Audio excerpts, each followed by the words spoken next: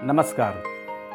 हम सभी जानते हैं कि पर्याप्त एवं शुद्ध जल हमारे जीवन का आधार है। हम जितना जल का उपयोग करते हैं उसका लगभग 80% भाग अवशिष्ट के रूप में पुनः हमारे पर्यावरण में वापस आ जाता है। यदि इन अवशिष्ट जल का प्रबंधन उचित तरीके से न किया जाए तो यह हमारे जल संपदा एवं अनेक तरह के बीमारियों का कारण बन सकता है। इसी चीज़ों को ध्यान में रखकर स्वच्छ भारत मिशन के दूसरे चरण में जल अवशिष्ट प्रबंधन पर विशेष ध्यान दिया गया है और आज हम इस पर चर्चा करेंगे। तो चलिए हम ये जानते हैं कि अवशिष्ट जल कहते किसे हैं। सामान्यतः वैसे जल जिसका हम किसी अन्य कार्य के लिए उपयोग नहीं करते हैं उसे हम अवशिष्ट जल कहते हैं। अवशिष्ट जल को हम मोटे तौर पर 3 भागों में बांट सकते हैं। पहला, ग्रे वाटर।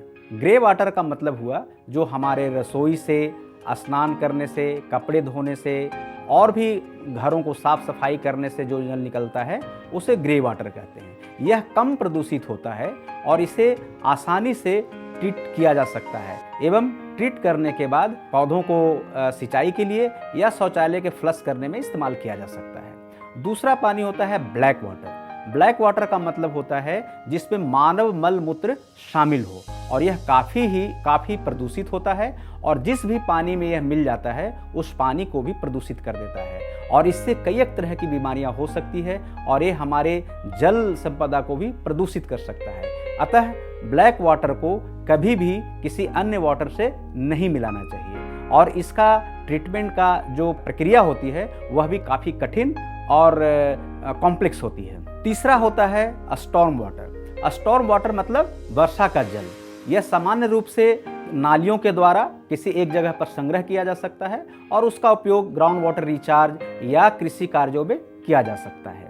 अब हम यह जानना चाहते हैं कि ये जो 3 तरह के पानी होता है उसको ट्रीट करने के लिए किन किन तकनीकों का उपयोग किया जा सकता है। इसमें पहला तकनीक है किचन गार्डन।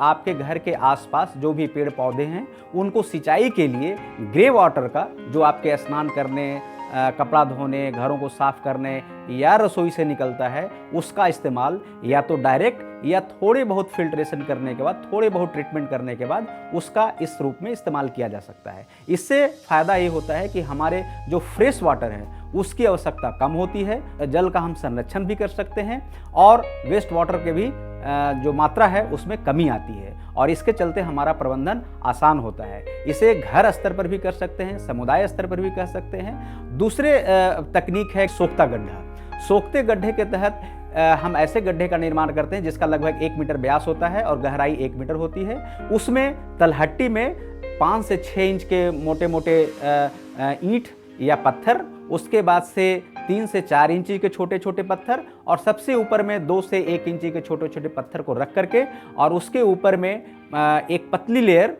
ग्रास के सूखे घास को रख देते हैं और उसमें एक छोटे से मिट्टी का बर्तन में बॉटम में छेद कर करके और उससे पानी देते हैं। उससे क्या होता है कि जो पानी है वो फिल्टर हो करके, छन कर करके हमारे सोक पिट में जाता है और सोक पिट से वो हमारे ग्राउंड वाटर में फिल्टर होकर के चला जाता है और इससे ग्रे वाटर का हम प्रबंधन आसानी से कम कीमत पर और बहुत ही आसानी से कर सकते हैं और इसे घर के स्तर पर, समुदाय के स्तर पर या ग्राम के स्तर पर भी किया जा सकता है।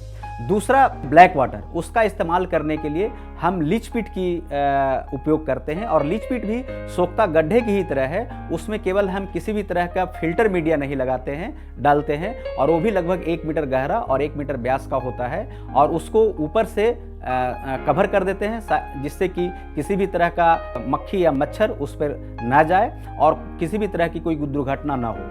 और जब पानी ब्लैक वाटर उसमें जाता है तो वो हमारे मिट्टी में सूख जाता है और उसके बाद फिल्टर होकर ये हमारे नेचुरल फिल्ट्रेशन के माध्यम से वो फिल्टर होता है और वो पानी हमारा ट्रीट हो जाता है। तीसरा सिस्टम है ग्रे वाटर के लिए। तो ग्रे वाटर के लिए हमारे गांव में नाले होते हैं, उस नालियों के माध्यम से वो पानी इकट्ठा गांव में किसी जगह पर होता है जहां पर लो लाइंग एरिया होता है और उस इकट्ठे पानी को हम ग्राउंड वाटर रिचार्ज करने के लिए या कृषि कार्य के लिए इस्तेमाल करते हैं। वेस्ट वाटर ट्रीटमेंट की तकनीक का जब चयन करते हैं तो हमें इस बात का हमेशा ध्यान रखना चाहिए कि किसी भी चरण में किसी भी प्रकार से वह हमारे स्वास्थ्य या पर्यावरण पर प्रतिकूल प्रभाव न डालता हो एवं उसका प्रबंधन ग्राम स्तर पर या पारिवारिक स्तर पर या समुदाय स्तर पर आसानी से किया जा सकता हो और जिसका लागत भी कम से कम आता हो। तो इन बिंदुओं को ध्यान में रख करके उनका प्रबंधन यदि करते हैं तो यह हमेशा सस्टेनेबल होता है और लोगों के द्वारा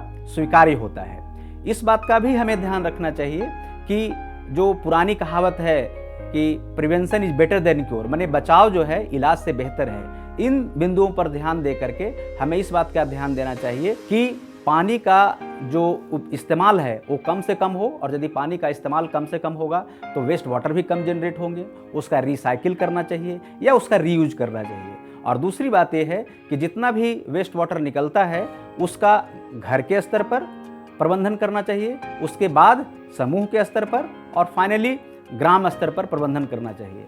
ऐसे प्रबंधन करने से पूरी प्रक्रिया में जो लागत आता है वो भी कम होता है और उसका प्रबंधन कुशलतापूर्वक जो भी ग्रामीण स्तर पर स्किल होते हैं, जो नॉलेज होते हैं, उसके माध्यम से हम कर सकते हैं और कम से कम कीमत पर बहुत लंबे समय तक इसका इस्तेमाल किया जा सकता है।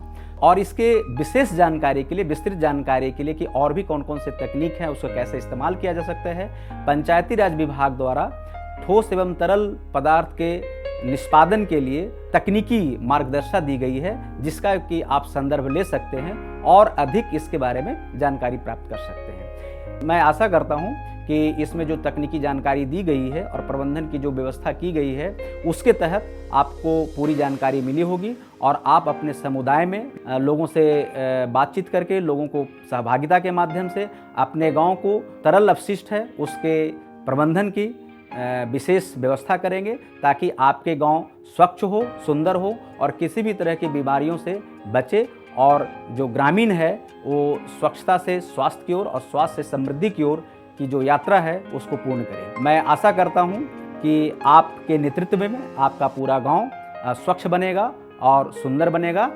नमस्कार।